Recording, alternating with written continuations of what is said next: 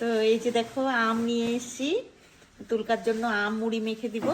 তো ভীষণ টেস্টি, কিন্তু আম এখনো ভালো করে আম টেস্ট হয়নি, কিন্তু এই আমগুলো কিন্তু ভীষণ টেস্টি। আমাদের তুল এসে বলল, মেমা খিদা পেয়েছে, কি খাবো? তারপর আমি বললাম যে কি খাবি?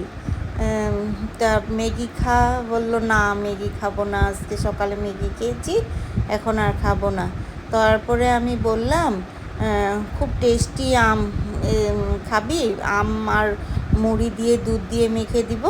তারপরে বলল যে হ্যাঁ খাবো।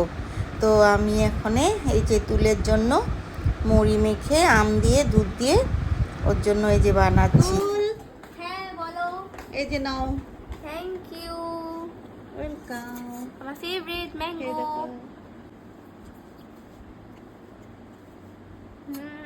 টেস্টি। দারুণ। Thank you মিমা।